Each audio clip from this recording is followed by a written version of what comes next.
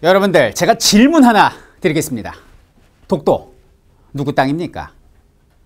그렇죠. 당연히 우리의 땅입니다. 거기에 토를 달거나 아니면 의심을 품는 사람은 이 대한민국에 단 한 명도 없다라고 생각을 합니다. 거두절미하고 바로 들어갈게요. 자, 독도가 왜 우리 땅이냐? 자, 첫 번째는 바로 우리가 실효적으로 지배를 하고 있기 때문이다. 이런 얘기입니다. 독도는 지금 군인이 나가 있습니까? 경찰이 나가 있습니까? 경찰이 나가 있습니다. 그것도 굉장히 중요한 하나의 포인트가 되는데, 치안을 담당하는 건 경찰이에요. 우리 고장, 우리 마을 전부 다 경찰이 지키고 있지 않습니까? 독도도 우리의 행정구역 안에 포함되어 있는 우리의 마을 중에 하나이기 때문에 군인이 아닌 경찰이 나가 있는 것입니다. 자, 두 번째로 독도가 우리 땅인 이유인데요. 바로 역사적인 이유, 역사적 이유. 여기서 명분을 찾을 수가 있습니다. 셀 수도 없어요. 고지도, 고문서, 고서적 엄청납니다. 근데 우리 국민들이 전문가가 아니니까 몇 가지 정도만 기억하면 되지 않을까요? 자, 첫 번째는 우리나라에서 현존하는 역사책 중에 가장 오래된 게 뭘까요? 그렇죠. 바로 고려 중기 쪽에 김부식이 만든 삼국사기가 되겠습니다. 요 삼국사기에 지증왕 본기편에 독도가 우리 땅이라고 기록하고 있습니다. 노래도 있지 않습니까? 지증왕 13년 섬나라 우산국, 독도는 우리 땅.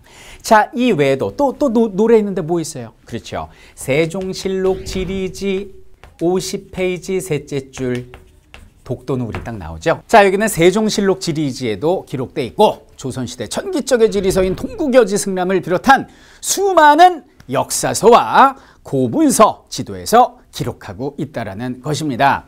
또 근간에는요, 1900년이었습니다. 이때 우리나라가 대한제국 시절이었는데 우리 고종 황제께서 칙령을 발표하셨어요. 칙령 41호에 따르면 울릉도를 군으로 승격시키고 독도를 부속도서로 천명하심으로써 세계 만방의 독도가 우리 땅임을 강조를 하셨다라는 것입니다. 그래서 이런 서적들, 그리고 이런 칙령 정도, 요 정도만 알아두면 세계 어느 나라 사람, 그리고 일본과 우리가 1대1로 만나서 논쟁, 언쟁이 벌어졌을 때도 충분히 그들을 설득시킬 수 있다는 걸 말씀드리고 싶습니다. 자, 그래서 독도가 왜 우리 땅인지 그 이유에 대해서 살펴봤고요. 자, 이제 본격적으로 독도의 역사에 대해서 한번 이야기해 보도록 하겠습니다. 독도는 이제 신라시대 때 그 지증왕 때죠. 그때 울릉도가 이게 나라였습니다. 우산국이라고 그래서 우산국을 신라가 점령을 함으로써 그 부속도서인 독도도 우리 땅이 된 거예요. 이제 일본이 독도를 침탈하기 시작한 게 언제냐면 이제 조선시대였습니다. 이때 이제 우리나라의 공도 정책이 하나의 그 배경이 됐죠. 이 공도라는 건 섬을 비운다라는 뜻인데, 이 조선시대 때요. 제가 실제 독도를 가봤거든요. 근데 4번 어떤 계획이 취소가 됐었어요. 그 이유가 뭐냐면 조금만 바람 불면 파도가 심해가지고 이 섬을 갈 수가 없습니다. 그래서 제가 5번째 어렵게 독도에 발을 디뎠어요. 근데 지금도 들어가기 힘든데 조선시대 때는 어땠겠어요? 죄인들이 죄를 짓고 울릉도 독도로 다 숨어버립니다. 그럼 잡을 길이 없어요. 그리고 여기서 뭐 비바람이 부는 바다 그러면서 핑계를 대고 세금을 안 내는 겁니다. 왕들은 짜증이 났습니다. 야, 섬 비워. 섬 비우고 너희 다 육지 와서 농사 짓고 살아, 이래버린 거죠. 요것이 바로 공도 정책이 됩니다. 자, 그러니까 일본인들이 이제 배 타고 온 거예요. 왔는데 사람 안 살거든. 안 오. 무인도노 그러면서 여기 이제 금을 내리고 여기서 이제 물고기를 잡아 먹어버린 거죠. 물고기뿐만 아니라 이제 독도에 뭐가 있었냐면, 여러분들 얘가 뭐예요? 귀엽게 생기네. 그렇죠. 이걸 뭐라고 그러냐면 강치라고 부릅니다. 물개과죠. 강치인데 여기는 강치까지 일본 어부들이 전부 다 그냥 잡아 드셔버린 거예요. 자, 근데 우리나라 최초로 독도가 우리 땅임을 일본에 소리친 분이 계십니다. 그분이 바로 조선 후기 숙종 때, 이 숙종이라고 그러면 이제 장희빈 남편인데요. 숙종 때 바로 안용복 님이 되시겠습니다. 안용복 님 같은 경우는 이제 부산에 살았던 걸로 추정이 되는데, 이분의 신분이 노비였습니다. 국가에 소속된 관노비가 아니고요. 개인한테 소속된 사노비 출신이 안용복이었는데요. 이 경상도 지역에서 조업을 하다가 일본 어부들하고 마찰이 생긴 거예요. 우리 바다에서 너 왜 물고기질이야? 여기는 안용복이 2차례 일본을 가게 되는데요. 첫 번째 도일은 납치였습니다. 끌려간 거예요. 얼마나 무서웠겠어요. 말도 잘 안 통하는데. 근데 우리 안용복 선생께서는 당당하게 단호하게 나섭니다. 독도는 우리 땅인데 너희들이 왜 와서 우리 땅을 침범하고 거기서 물고기를 잡느냐, 호통을 치신 거예요. 그러니까 그 지역에 있는 작은 관리가 당황을 했습니다. 그래서 상부에 보고를 했네요. 그 상부에서 이제 명령이 내려왔는데, 야, 그 독도 우리 일본 땅 아니야. 그러니까 그 친구 돌려줘 라고 이제 명령이 떨어진 거예요. 그러니까 어이없게도 한 어부 때문에, 한 산호비 때문에 일본이 공식적으로 독도가 조선 땅임을 인정해주는 그런 계기가 된 거죠. 그래갖고 이제 9개월 만에 돌아왔어요. 안용복 선생께서. 근데 이제 조선에서는 되게 잘했잖아요. 근데 뭐 국경을 함부로 허락 없이 넘었다고 그래서 곤장을 100대를 때리게 됩니다. 자, 근데 이 안용복 사건은 조선의 파문을 일으킵니다. 아, 그렇구나. 이 독도에 일본인들이 조업을 하고 있구나. 우리가 좀 단속을 하자. 그래서 조선 정부가 어떤 그 독도가 우리 땅임을 다시 한번 인식시키고 관리하게 되는 이제 계기가 됐어요. 근데 문제는 안용복은 궁금했습니다. 그럼 정말 양국 간의 합의가 잘 돼서 일본 어부들이 이제 조업 안 하나? 내가 감시를 해야지. 그래갖고 수십 척 배를 이끌고 어민들하고 독도 근해를 찾은 거예요. 갔더니 일본 어부들이 거기서 물고기를 잡고 있습니다. 야, 이놈들아 뭐 하는 거야? 이거 약속하고 다르잖아. 그러면서 2차 도의를 하게 됩니다. 일본에 갔어요. 갔는데 본인의 신분이 노비라는 게 알려지면 일본인들이 우습게 볼 거 아닙니까? 그래서 본의 아닌 거짓말을 합니다. 나 울릉우산 양도 감세관이야. 나 조선의 관리인데 당신들 잘못하는 거 아닙니까? 그리고 거기서 또 가서 그냥 호통을 또 치시고 돌아오게 됩니다. 자, 근데 돌아오는 그를 기다리고 있는 건 조선의 군졸들이었습니다. 가서 공무원을 사칭했다고 그래서 사형 선고가 내려지게 되고요. 다행히 여러 감면 상소가 올라와서 유배형으로 끝났던 이분이 바로 독도 지킴이, 독도의 소천사, 바로 안용복 선생님이셨습니다. 자, 그리고 세월이 지나요. 세월이 지나고 1905년에 우리가 독도를 일본에게 빼앗기게 되는데, 자, 노래 보면 나오지 않습니까? 러일 전쟁 도중에 임자 없는 땅이라고 뭐 이렇게 노래 나오잖아요. 우리 영토 중에 가장 먼저 일본에게 병탄된 지역이 바로 독도가 되고요. 우리가 뭐 항의를 할 겨를도 없이 5년 뒤에 우리는 일본한테 나라를 빼앗기게 됩니다. 국권 피탈이 1910년이에요. 그래서 이때부터 35년 동안 일본 제국주의에 의해서 우리가 강제로 지배를 당하게 되죠. 그러다 독도를 우리가 다시 찾은 것은 1945년 빛을 다시 본 광복과 함께였습니다.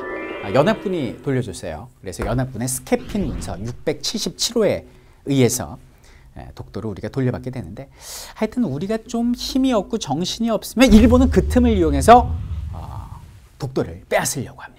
그 대표적인 예가 1953년이었죠. 53년에 우리나라에 어떤 일이 있었습니까? 그렇죠. 바로 6.25가 끝나던 해였습니다. 3년 전쟁 때문에 우리나라가 완전 초토화돼 있었거든요. 요 틈에 일본의 순시선이 우리 독도에 상륙을 한 거예요. 가만둘 수 없지 않습니까? 그래서 당시에 홍순칠 대장님이란 분이 우리 울릉도 주민들하고 힘을 합칩니다. 그래서 독도 수비대를 만들어요. 그래서 저기는 일본 순시선과 총격전 끝에 그들을 몰아내게 됩니다. 불교에서 말하는 환생이 있다면 제가 볼 때는 안용복 선생님께서 환생하신 분이 아닌가라는 생각을 해보는데, 이분이 또 제2의 독도 지킴이었습니다. 자, 그러다가 이제 1998년에 체결된 신한일 어업 협정이 됩니다. 자, 이게 무엇인고 하니, 여러분들 영해라고 아시죠? 우리나라 영토로부터 이제 22km 정도 떨어진 곳까지가 우리나라 영해가 됩니다. 그거를 12해리라고 하죠. 근데 그 12해리 이후를 200해리까지 배타적 경제수역이라고 그래서 암묵적으로 이제 우리의 영해로 봐주거든요. 그러면 우리나라의 배타적 경제수역이 있고 일본의 배타적 경제수역이 있는데 이게 서로 넘어가게 됩니다. 사이가 좁다 보니까. 그럼 우리는 일본하고 사이의 어떤 그 경계선을 정해야 될 거 아니에요. 이 과정에서 일본 영해에 대화태어장이라고 있습니다. 플랑크톤도 풍부하고요. 황금어장이에요. 거기에 우리 어선들이 들어가서 조업하는 것을 허락하는 조건으로, 조업하는 것을 그들이 인정하는 대가로 우리 독도 인근 해역을 공동관리수역으로 채택해버렸습니다. 이게 바로 가슴 아픈 신한일 어업협정이었던 것이죠. 그래서 네, 우리는 눈앞에 실익을 얻었지만 뭐 당시 IMF 때 아닙니까? 실익을 얻었지만은 그들에게 정치적 명분을 제공하는 결과를 낳았다 이렇게 봐줄 수 있겠습니다. 자, 이런 상황에서 이제 일본의 독도에 대한 야욕은 지금 불타오르고 있습니다. 제가 일본 시마네 현에 가서 무작위로 이제 고등학생들한테 인터뷰를 해봤어요. 10명 인터뷰를 했는데 충격받았습니다. 竹島に近い日本のものです。日本の領土。 10명 중에 9명이 그들 표현으로 다케시마는 우리의 땅인데 한국이 군사력을 이용해서 불법 점령하고 있다. 우리가 어른이 됐을 때 힘을 길러서 그걸 다시 찾아와야 된다라고 학교에서 배웠고 자기는 그렇게 생각한다라고 얘기를 하더라고요. 10명 중에 9명이. 남은 1명은요. 알 수 없는 욕을 하고 그냥 침 뱉고 가더라고요. 나쁜 놈이었어요. 뭐 어쨌든 너무 충격을 받았어요. 근데 이 문제는 뭐냐면 2015년부터 일본 초등학교 5학년, 6학년 사회, 역사 교과서에 6종입니다. 국가에서 정한 국정한권이 아니라 각 출판사에서 기준을 통과한 이걸 거민정이라고 그러는데 거민정 역사 교과서가 6권이에요. 그래서 거기서 각 학교마다 한 권씩 이렇게 채택하는 이런 방식인데 모든 그 사회교과서 역사 파트에 독도를 한국이 불법으로 점령하고 있다라고 기술을 한 거예요. 그게 통과가 됐습니다. 그 2015년부터는 초등학생들이 독도는 일본 땅이라고 배우고 자라는 거예요. 10년, 20년, 30년 뒤에 그들이 그 사고를 가지고 과연 어떤 행동을 할지 정말 가슴이 답답하고 심지어는 두렵기까지 합니다. 여러분들, 독도는 지금 우리의 문제이기도 하지만 우리 아이들, 우리 후손들의 문제인 것입니다. 자, 그럼 우리가 독도에 대해서 어떻게 대처를 해야 되느냐? 많은 뜻 있는 민간단체와 그리고 정부에서는 독도를 지키기 위한 노력들을 하고 계시는데요. 뭐 정권이 여러 번 바뀌었지만은 일관된 그 정책은 조용한 외교입니다. 그건 뭐냐면 일본은 자꾸 국제사법재판소로 끌고 가려고 그러는 거죠. 근데 우리가 미쳤습니까? 거기 왜 끌려가요? 독도가 우리 땅인데 가서 재판받을 이유가 없잖아요. 그래서 우리는 외면을 합니다. 정중하게 상을 까는 것이지요. 그리고 안으로는 우리가 독도에 끊임없는 관심과 사랑을 가지는 거예요. 자, 그런데 마지막으로 일본이 독도를 자기네 땅이라고 이제 우기는 이유, 어떤 이유가 있을까요? 바로 경제적 실익 때문입니다.